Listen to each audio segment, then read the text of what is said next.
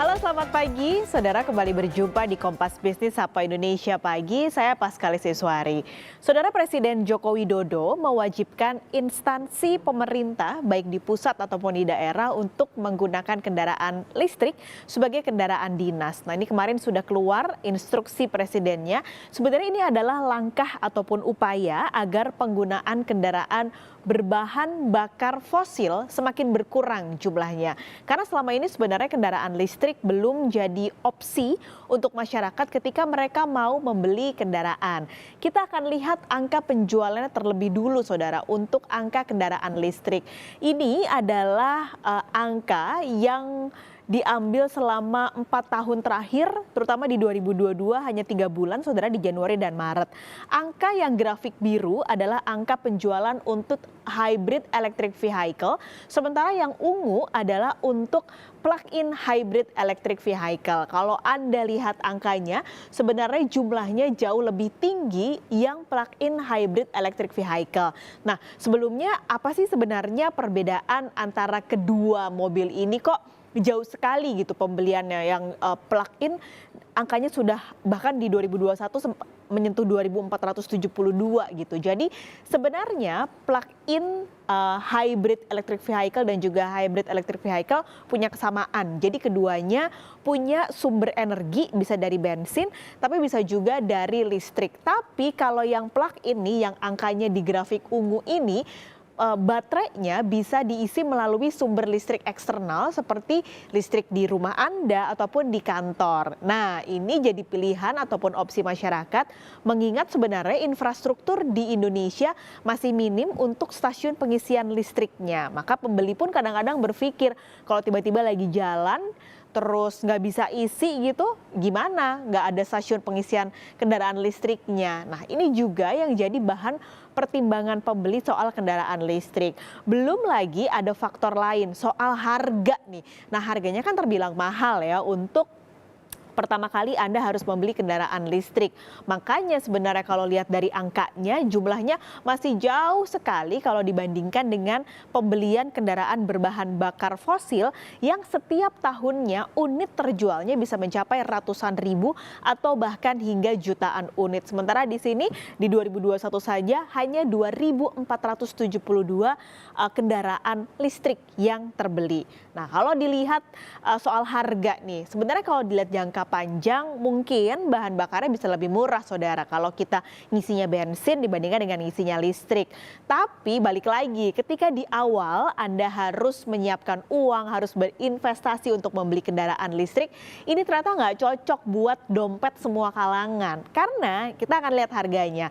Kisaran harga dari kendaraan listrik baik itu motor maupun mobil, saudara, akan kita tunjukkan harganya cukup tinggi, jauh dibandingkan dengan kendaraan-kendaraan yang berbahan bakar konvensional atau berbahan bakar fosil. Jadi kalau kendaraan listrik motor, nanti kita akan tampilkan datanya, saudara, untuk kendaraan motor harganya itu antara 15 sampai 30 juta rupiah. Sementara untuk mobilnya, nah ini jadi harus nyiapin koceknya tuh gede banget, 600 juta rupiah sampai 800 juta rupiah. Jadi kalau nyicil harus berapa tahun nih ya, lumayan juga karena angkanya cukup besar. Nah, ini ketika di awal harus nyiapin angka sebesar ini tentu masyarakat akan berpikir 2-3 kali, berpikir ulang. Padahal sebenarnya sekali lagi kalau dilihat dari jangka panjang untuk pengisian bahan bakarnya, belum lagi adanya insentif-insentif yang diberikan pemerintah untuk mendorong masyarakat membeli kendaraan listrik. Misalnya pajak nih, saudara. Pajak kalau Anda punya kendaraan listrik dalam 1 tahun pajaknya hanya sekitar atau bahkan di bawah 1 juta rupiah. Ini jauh banget bandingkan dengan pajak untuk mobil keluaran di atas 2020 saja pajaknya bisa mencapai di atas 4 jutaan rupiah. Jadi sebenarnya jangka panjangnya bisa lebih hemat tapi emang di awalnya agak ngos-ngosan ya. Nah, soal harga ini juga jadi PR untuk pemerintah daerah yang kini diwajibkan pakai kendaraan listrik. Kalau pemerintah Provinsi DKI Jakarta akan mendukung pengadaan kendaraan listrik untuk dinas pemerintah. Kami akan berikan kepada Anda pernyataan dari Wakil Gubernur DKI Jakarta. Kami sendiri di Pemprov Jakarta sudah mulai dengan menghadirkan 30 bus Transjakarta menggunakan teknologi elektrik ya, atau listrik ya.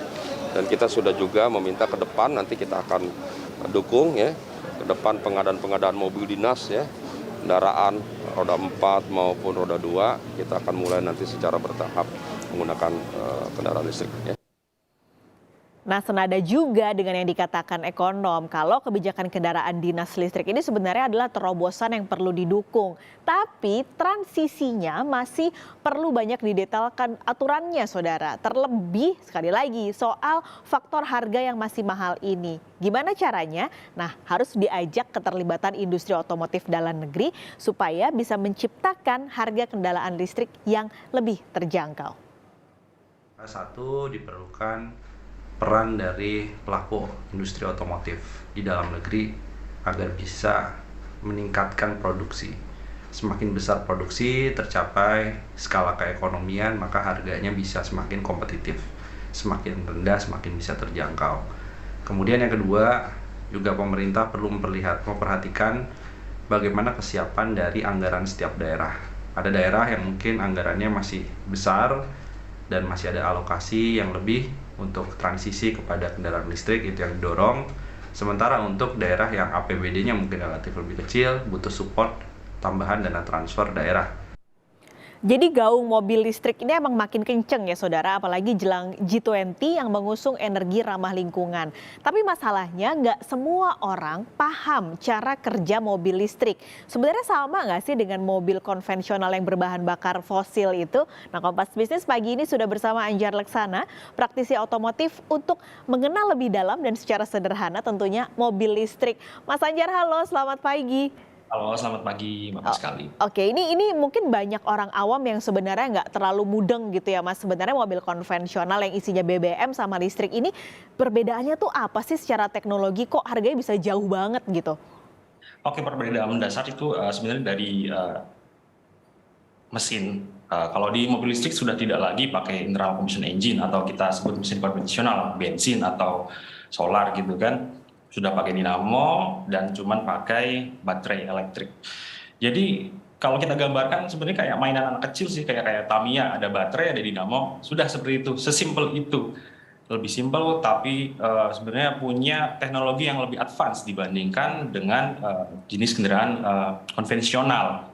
Terus dari desain memang ada sedikit perbedaan ya. Kalau biasanya kebanyakan mobil listrik itu desainnya di bagian depan, di grill atau kisi-kisi, dia lebih tertutup karena untuk mungkin aliran udaranya supaya lebih baik, seperti itu. Tapi kalau dari performanya itu kan dari baterainya, dari energinya ya untuk mendorong si mesinnya. Kalau dari sisi performanya keduanya plus minusnya ini apa sebenarnya, Mas?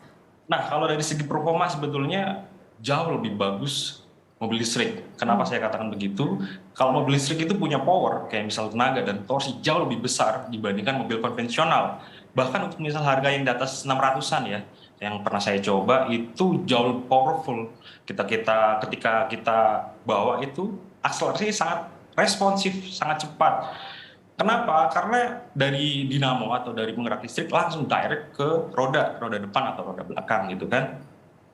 Nah, sedangkan kalau mobil konvensional itu butuh transmisi. Artinya ada tenaga yang tereduksi dari transmisi baru disampaikan ke roda, disalurkan ke roda.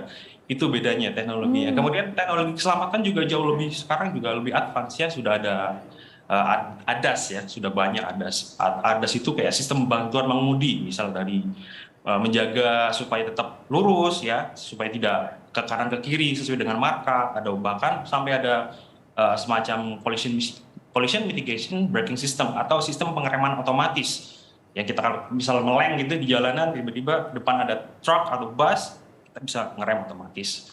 Sudah advance sekali bedanya dengan mobil konvensional. Performanya juga jauh lebih tinggi. Seperti itu. Jadi emang ada uang, ada barang ya, Mas Anjar. Oh iya, betul sekali. Makanya harganya bisa sampai 2 kali lipat lebih mahal gitu. Tapi ini kan kadang orang mikir, aduh ini Indonesia bisa nggak sih kalau saya punya kendaraan listrik gitu. Gimana kalau tiba-tiba di tengah jalan listriknya habis, macet, mogok gitu. Itu kan berabe banget. Nah, pertimbangan apa sih yang harus dimiliki oleh masyarakat yang mungkin punya anggaran lebih besar untuk akhirnya oke, ini kayaknya saatnya saya coba mobil listrik deh. Oke, mobil listrik terkait dengan isu BBM ya. Mobil listrik itu memang jauh lebih hemat, efisien dibandingkan dengan mobil konvensional. Mungkin agak sedikit koreksi ya. Mobil listrik itu sekarang ada yang lebih murah loh di Indonesia, udah resmi dijual mulai dari 230-an sampai 300 juta pun ada. Artinya untuk level semacam LCGC pun ada di 200 jutaan. Kalau kita punya duit lebih bisa ke 600 sampai 800 juta. Kemudian benefit lain selain efisien, kita bisa bebas ganjil genap, terus pajaknya jauh, pajak tahunan atau kita sebut sebagai perpanjangan STNK jauh lebih murah dibandingkan konvensional. Seperti yang tadi disebut ada sampai 1 juta, bahkan di bawah 1 juta juga ada gitu. Tapi berarti kalau tadi Mas Anjar bilang sebenarnya sudah ada mobil listrik di Indonesia yang harganya 200-300, biasanya perbedaannya terletak di mana nih Mas? Buat mobil yang harganya 200-an sama yang 600-an tadi? Sebenarnya itu perbedaannya ada di teknologi ya, sama daya jelajah. Kalau misal harga yang 200 jutaan, itu daya jelajahnya untuk di kota bisa sih sampai 200 kilometer. Kalau yang harganya sampai 300 jutaan, itu daya jelajahnya bisa sampai 300 kilometer. Itu tergantung masing-masing lah ya kebutuhannya. Tapi kalau dari sebuah riset di APM, itu rata-rata orang di Jabodetabek itu untuk komuter ya, pulang pergi bekerja itu sekitar kurang dari 50 kilometer. Artinya kalau kita pagi udah siap gitu kan, sebelum berangkat kerja udah charging, udah full, sampai ke kantor balik lagi, sebetulnya aman ya untuk di perkotaan itu. Untuk charging juga sebenarnya gampang sih. Kita ada aplikasi Charge In, kita bisa cari lokasi terdekat. Dan kalaupun misal di PLN tertentu di Jakarta biasanya sudah menyediakan sih SPKLU gitu, dan gampang sih sekarang. Tapi ini sebenarnya memang hemat bahan bakarnya tuh jauh banget nggak sih Mas dibandingin kalau kita pakai bensin? Ya, ini pengalaman pribadi. Saya pernah bawa 3 mobil listrik sekaligus dengan tiga brand yang berbeda dan 1 mobil konvensional. Kita simulasikan menempuh jarak 100 km untuk keliling kota dari Jakarta sampai daerah Serpong ya, BSD. Itu tiga-tiganya mobil listrik mengeluarkan biaya sekitar 35.000. Oh.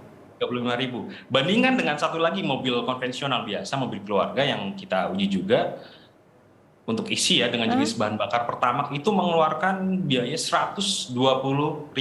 Artinya sekitar 3,5 kali lebih efisien dibandingkan dengan konvensional seperti itu. Oke, jadi lumayan ya sebenarnya kalau untuk bahan bakar. Tapi nah ini juga penting untuk perawatan nih. Karena kan kalau mobil konvensional lumayan ya, mungkin 3 bulan sekali kita harus punya budget berapa juta gitu untuk perawatannya. Kalau mobil listrik Mas, lebih ribet dan mahal nggak sih?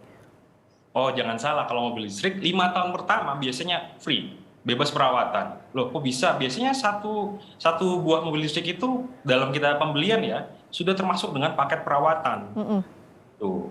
Misal sudah 5 tahun ke atas gitu kan, itu pun sangat murah karena yang dicek, yang diganti cuman paling kampas rem, minyak rem, filter AC, terus fluida, kalau kayak oil ya di engine kan tidak pakai engine, tapi tetap mobil listrik memakai pelumas, tapi itu jumlahnya sangat kecil, cuma 1 liter dan itu jenisnya long life fluid ya, jadi yang bisa sangat lama gantinya gitu. Jadi sangat-sangat efisien dan murah. Bedanya lagi kalau misal mobil konvensional itu 10.000 km harus servis, kalau mobil listrik itu rata-rata 15.000 atau 1 tahun baru servis gitu. Signifikan sekali perbedaannya.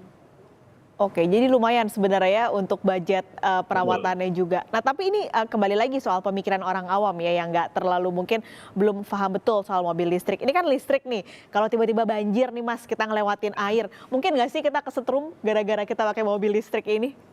Nah itu, sebuah mobil listrik biasanya punya sertifikat IP, tingkat ketahanan tingkat ketahanan kedap air hingga sampai ada yang 47 sampai ada yang 67. Biasanya kalau mobil yang di atas 600 jutaan ke atas sudah IP-nya udah 67. Artinya sudah sangat tahan banget sama air, tahan banting dan lain-lain. Biasanya kalau APM itu yang tingkat pameran, mereka tuh ngadain semacam menunjukkan ke masyarakat bahwa mobil listrik ini aman. Buktinya mereka sampai merendam baterainya di air dan bisa dipakai, disimulasikan seperti itu. Jadi itu juga ada edukasi lah dari pelaku atau dari produsen otomotif. Oke, jadi ini sebenarnya gambaran lah ya buat masyarakat mungkin yang sedang ada kegundahan mau beli mobil baru. Ini ada gambaran bahwa kendaraan listrik seperti ini kondisinya untuk biaya-biaya ke depannya. Mas Anjar, terima kasih sudah berbagi informasi pagi ini di Kompas Bisnis. Sehat selalu. Sehat selalu.